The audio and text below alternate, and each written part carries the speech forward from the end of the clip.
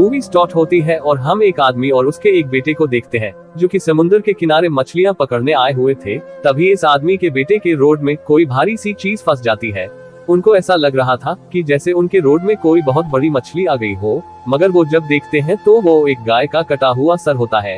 ये देखकर वो लोग बहुत ज्यादा हैरान हो जाते हैं, मगर तभी समुद्र में से एक बहुत बड़ी चीज इनके पास आ रही थी। जब ये पास आती है तो इनको पता चलता है कि ये तो बहुत बड़ी शार्क है। ये शार्क इनके ऊपर से बहुत ऊंची छलांग लगाती है और जमीन पर चलकर दोबारा से समुद्र में चली जाती है।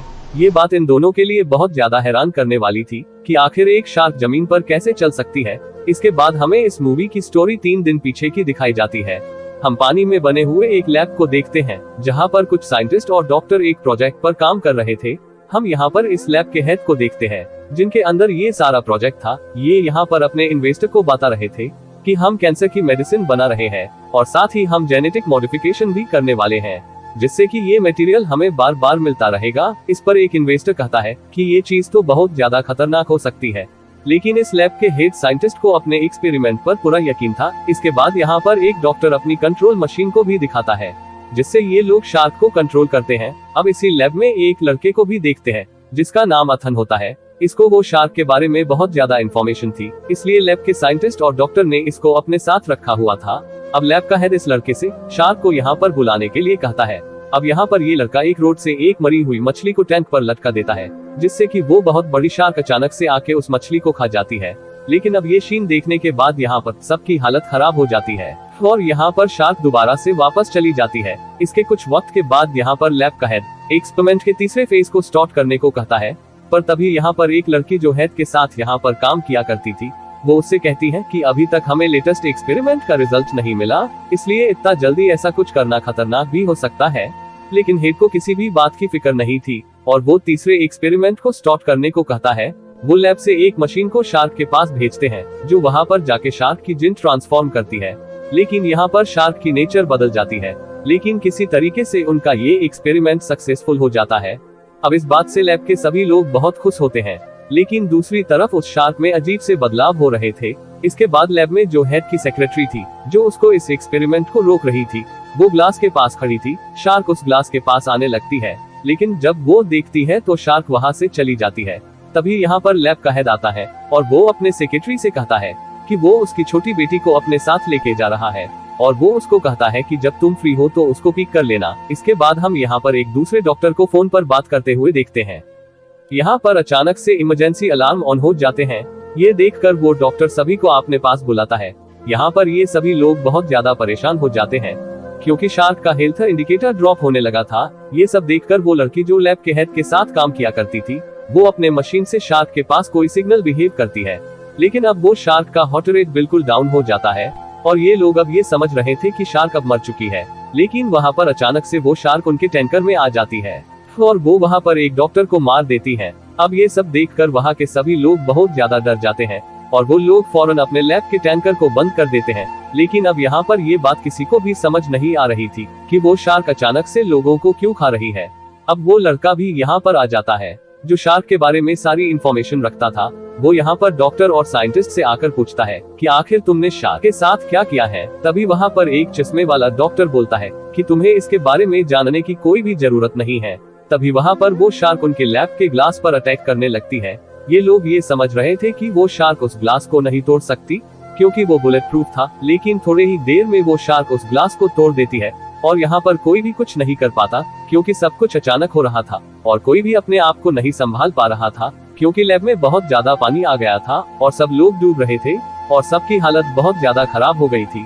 अब कुछ देर बाद वो सभी लोग पानी से बाहर आते हैं और इसके बाद अथन सभी को आवाज करने से मना करता है क्योंकि आवाज से शार्क अट्रैक्ट हो रही थी। और तभी गलती से एक लड़की पानी में गिर जाती है और शार्क उस लड़की को मारकर खा लेती है। तभी वहाँ पर एक और डॉक्टर आवाज करने लगता है और शार्क उसके तरफ अट्रैक्ट हो रही थी। लेकिन तभी वो लड़का ट्रांकुलाइजर लेने जाता है, मगर बदकिस्मती से जहाँ पर ट्रांकुलाइजर रखा हुआ था वो बिल्कुल लॉक हो चुका था। अब यहाँ पर वो लड़का उसके ग्लास को तोड़ देता है जिससे कि वो शार्क उसके आवाज से उसके पास आने लगती है। लेकिन वो लड़का अपने आप को उस शार्क से बचा लेता है और वहाँ पर एक और मोटा लड़का जिसका नाम मुंटी था वो उसको बचा लेता है। फिर यहाँ पर ये लड़का ट्रैंकुलाइजर से उस शार्क पर शूट करता है, लेकिन इसका निशाना उस शार्क पर नहीं लग रहा था। ये शार्क उस मोटे लड़के पर अटैक करने वाली थी। लेकिन तभी वहाँ पर वो लड़का इस शार्क में ट्रैंक्विलाइजर को लगा देता है, जिससे कि वो शार्क वहाँ पर बेहोश हो जाती है। अब ये लड़का जिसको शार्क के बारे में सारी इंफॉर्मेशन थी, वो सबको अपना एक प्लान बताता है। वो यहाँ पर सबको कहता है कि हमें यहाँ से जल्द निकलना होगा।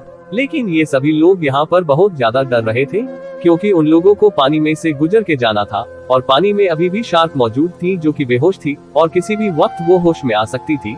लेकिन अब इन लोगों के पास कोई दूसरा ऑप्शन नहीं था, इसलिए उन सब लोगों को पानी में तैर कर दरवाजे तक जाना था। लेकिन तभी यहाँ पर उनमें से एक लड़की के हाथ में से ब्लड आने लगता है और उस ब्लड के स्मेल से शार्क को होश आ जाता है। वो शार्क वहाँ पर उस लड़की को मार देती है। ये देखकर सबकी हालत बहुत ज्यादा खराब हो जाती है। यहाँ पर जो चश्मे वाला डॉक्टर था वो अपने आप को बचाने के लिए एक दूसरे आदमी को शार्क के सामने फेंक देता है। अब यहाँ पर जब सभी लोग दरवाजे के पास जाते हैं तो वो दरवाजा पानी की वजह से बिल्कुल लॉक हो चुका था, जिसके वजह से वो खुल नहीं रहा था। फिर वो लोग वहाँ अपने लैब में एक वेंटिलेशन को देखते हैं। अब उन लोगों को वेंटिलेशन से बाहर निकलने का आइडिया आता है। फाइनली सभी लोग इस रास्ते से बाहर आ जाते हैं।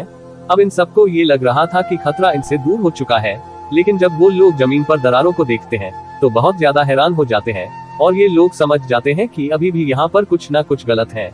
तभी यहाँ पर हम लैब के हेड की सेक्रेटरी को देखते हैं, जिसका नाम सियोन था। अब उसको अपनी बेटी के बारे में याद आ रहा था, जिसको लैब का हेड अपने साथ ले गया था। हम यहाँ पर उसकी बेटी को देखते हैं जो कि झूला झूल रही थी और तभी अचानक से उसके पीछे कोई हलचल होने लगती है।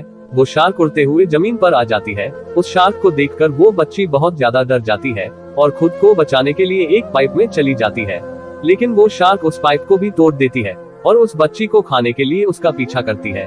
तभी वहाँ पर वो लड़का अथन आकर उस बच्ची को बच्चा लेता है और सियोन के साथ वहाँ से भागने लगता है। अथन वहाँ पर जब अपने लोगों के पास पहुँचता है तो वो सबको भागने के लिए कहता है। पहले तो इन लोगों को समझ नहीं आ रही थी कि अथन ऐसा क्यों कह रहा है, मगर जब वो शार्क को जमीन पर भागता हुआ देखते हैं तो वो लोग हैरान हो जाते हैं। अब फौरन ये लोग भी वहाँ से भागने लगते हैं। जब ये लोग भागते हैं तो इन्हीं में से एक आदमी गिर जाता है और शार्क उसको पकड़ लेती है। अब उस आदमी को बचाने के लिए उसका दूसरा साथी उसको पकड़ने की कोशिश करता है, मगर वो शार्क उसको अपने साथ ले जाती है। अब वो लड़का यहाँ पर सभी को छुपा देता है और खुद शार्क के आगे भागने लगता है। शार्क जैसे ही उस पर अटैक करने वाली थी, वो एक जगह पे लटक जाता है और वो शार्क अटैक करते हुए उस लड़के के साथ पानी में गिर जाती है। फिर वहाँ पर सियोन और मोंटी उसको बाहर निकालते हैं और वो वहाँ से भाग जाते हैं। जब वो लोग एक जगह पर आराम करने के लिए रुकते हैं तो अथन उन लोगों से पूछता है कि आखिर तुम लोगों ने शार्क के साथ क्या किया है। तभी यहाँ पर सियोन उसको बताती है कि उन लोगों ने शार्क अंदर केचुआ की जीएंट को ट्रांसफॉर्म किया था, जिसके वजह से उसकी स्किन में इन्फेक्शन हुआ और वो शार्क अब जमीन पर भी चल रही है। तभी वहाँ पर चश्मे वाला डॉक्टर एक दूसरे आदमी को देखता है जिसके बॉडी से खून आ रहा था। वो सबको कहता है कि इसके ब्लड के वजह से शार्क हमारा पीछा कर रही है, हमें इस आदमी को यहीं पर मरने के लिए छोड़ देना चाहिए, वरना हम सभी लोगों की जान खतरे में आ जाएगी। लेकिन कोई भी इस बात के लिए बिल्कुल भी तैयार नहीं था। तभी वहाँ पर शार्क आ जाती है और वो जख्मी आदमी को खा जाती है। अब ये सभी लोग वहाँ से अपनी जान बचाकर भाग रहे थे और शार्क इनका पीछा कर रही थी। लेकिन तभी वो चश्मे वाला डॉक्टर शार्क के आगे गिर जाता है और उसकी हेल्प करने के लिए जब वो बच्ची उसके पास जाती है तो वो चश्मे वाला डॉक्टर इतना खुदगर्ज था कि वो उस बच्ची को ही अपने आप को बचाने के लिए शार्क के आगे फेंक देता है। लेकिन वो चश्मे वाला डॉक्टर काफी ज्यादा जख्मी हालत में था, इस वजह से वो शार्क तो इस बच्ची को तो कुछ नहीं करती, वो फौरन से उस पर अटैक करती है और उस आदमी को खा जाती है। इसके बाद शार्क दोबारा से उस बच्ची की तरफ आने लगती है। ये देखकर सभी लोग बहुत ज्यादा डर जाते हैं। तभी वहाँ पर उस लैब का हेड अपने कुछ आदमी को लेकर आ जाता है। उसके आदमी अपने गन से लगातार इस शार्क पर फायरिंग कर रहे थे। वो शार्क वहाँ से भागने लगती है, मगर ये लोग उसको एक ट्रैप में फंसाने की कोशिश करते हैं, मगर नाकाम होते हैं। तभी अथन उस शार्क पर ग्रेनेड को फायर करता है, मगर अगली बार जब उस पर फायर करने जाता है तो लैब का हेड उसे ऐसा नहीं करने देता। वो साइंटिस्ट जो लैब का हेड था, वो किसी तरह इस शार्क को बिल्कुल जिंदा पकड़ना चाहता था, तो इस काम में वो इथन की हेल्प मांगता है, लेकिन इथन उसको साफ इनकार कर देता है। इसी बात पर वो लैब का हेड उनके ग्रुप मेंबर में से एक लड़की को शूट कर देता है और फिर सियोन पर भी गन पॉइंट कर लेता है। अब ये देखकर इथन को और भी ज्यादा गुस्सा आता है, लेकिन अब कोई भी चीज इनके कंट्रोल में नहीं थी, इसलिए इथन को इसकी बात माननी पड़ती है। इसके बाद ये सभी लोग एक बोट से समुद्र में उस शार्क को ढूंढने जाते हैं। जब ये लोग समुद्र में जाते हैं तो इनको पता चलता है कि उस शार्क ने बहुत ज्यादा लोगों को मार दिया है। सियोन यहाँ पर शार्क को ट्रेस करने की भी कोशिश करती है, मगर तभी उसको पता चलता है कि ये शार्क तो बहुत जल्दी सिटी में पहुंचने वाली है। तभी हम इस मूवी के स्टार्ट वाला सीन देखते हैं, जहां पर शार्क ने बहुत लंबी छलांग लगाई थी और अब वो सिटी में आ गई थी। यहाँ पे शार्क सिटी में आकर चारों तरफ तबाही मचा रही थी। सभी लोग अपनी अपनी जान बचाकर भाग रहे थे। इसके बाद शार्क एक छोटी बच्ची के सामने आ जाती है और उसको खाने वाली होती है, लेकिन तभी वहां पर सियोन सिग्नल स्वैप को एक्टिवेट कर देती है, जिसकी वजह से वो शार्क सिग्नल की तरफ अट्रैक्ट होने लगती है और वो शार्क अब छोटी बच्ची को छोड़कर अब इनकी तरफ आने लगी थी। इसके बाद हम बोट की सीन को देखते हैं। वहां पर मोंटी एक मरी हुई मछली पर कुछ लगता है और उसको मीट हुक में फंसाकर समुद्र में फेंक देता है। पर तभी सियोन को वहां पर सिटी वाली वीडियो मिलती है। वो उस हुक को समंदर से निकाले का कहती है, लेकिन अब शार्क वहां पर आ गई थी और वह मीट हुक उसके मुंह में फंस गया था। वो शार्क इनकी बोट को खींचने लगती है। तभी सियोन इसी बोट में बेहोश हो जाती है और बाकी लोग बोट से नीचे पानी में गिर जाते हैं। अब शार्क उस बोट को लेकर जमीन पर आ जाती है, जिसमें एथन भी नीचे गिर जाता है। अब शार्क उस बोट को लेकर जिसमें सियोन भी थी, वो एक गुफा में चली जाती है। जब उसको होश आता है तो वह अपने आप को एक गुफा में देखती है। फिर वहां पर सियोन अपनी कंट्रोलिंग डिवाइस निकालती है, लेकिन इसको शार्क का कोई भी सिग्नल नहीं मिल रहा था। ये देखकर सियोन शार्क को सिग्नल भेजने लगती है। तभी इसको पता चलता है कि वो शार्क तो इसके पीछे ही है और तभी वहां पर लैब के हेड के लोग आ जाते हैं और उस शार्क पर फायर करने लगते हैं। वो लोग इस शार्क पर हाई इलेक्ट्रिक वोल्टेज का शॉक देते हैं, जिससे वो शार्क वहां पर बेहोश हो जाती है। फिर वो लैब का हेड शार्क के पास आता है और उसको टच करके हंसने लगता है, पर तभी वहां पर इथन भी आ जाता है। वो सियोन को अपने साथ लेकर जा रहा था, लेकिन वो लैब का हेड उन दोनों को रोक देता है। वो उनको बताता है कि असल में उसका मकसद एक बायो वेपन को बनाना था और वो कहता है कि मैं नहीं चाहता कि इसके बारे में किसी को पता चले, और वो उन दोनों को भी मारने लगता है। पर तभी उसी वक्त वो शार्क भी होश में आ जाती है। वहां पर सभी लोग डर जाते हैं। वो शार्क अगले ही पल उस लैब के हेड को खा जाती है। ये देखकर सभी लोग अपनी जान बचाने के लिए बाहर भागते हैं, लेकिन इसी दौरान वो शार्क इनके कुछ लोगों को मार देती है। तभी भागम दौड़ी में स्मोक वाले ग्रेनेड्स नीचे गिर जाते हैं, जिससे वहां पर स्मोक हो जाती है और किसी को कुछ भी नजर नहीं आ रहा था। शार्क अब इस बात का फायदा उठाती है और अब शार्क इन सभी लोगों को मारने लगती है। लास्ट में एक आदमी बचता है जो अपनी 2 गन से फायरिंग कर रहा था। शार्क उस आदमी के पीछे खड़ी हो जाती है और उस आदमी को भी खा जाती है। दूसरी तरफ इथन उस शार्क को मारने के लिए प्लान बना रहा था और वो सियोन से कंट्रोलिंग डिवाइस ले लेता है और यहाँ से भागने लगता है, जिसकी वजह से शार्क इसके पीछे भागने लगती है। अब सियोन के पास जो कंट्रोलिंग डिवाइस थी वो उसको ऊपर उछलती है ताकि शार्क अपना मुंह खोल सके, लेकिन शार्क इस वक्त बहुत ज्यादा ऊंचाई पर थी, इसलिए इथन इस वक्त उस ग्रेनेड्स को फायर नहीं कर पाता। अब शार्क सियोन को खाने के लिए उसके तरफ आने लगती है। यह देखकर इथन बहुत ज्यादा डर जाता है, लेकिन इसी वक्त वहां पर मोंटी आ जाता है और वह एक मरी हुई मछली को हवा में उड़ाता है।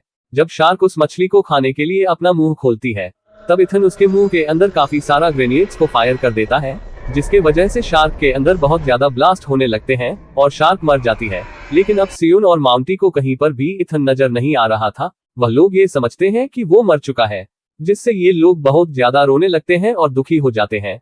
लेकिन इथन उन दोनों के पीछे खड़ा होता है। ये दोनों उसको देखकर बहुत खुश हो जाते हैं। सियोन इथन को हक करती है। मूवी के लास्ट सीन में हमें बेबी शार्क दिखाई जाती है, जिसको उस शार्क ने बर्थ दिया होता है, और इसी के साथ ये मूवी यहीं पर एंड हो जाती है। दोस्तों, आपको ये मूवी कैसी लगी हमें कमेंट करके बताएं और हमारे चैनल को सब्सक्राइब करें। मिलता हूँ एक न्यू स्टोरी के साथ, तब तक के लिए बाय।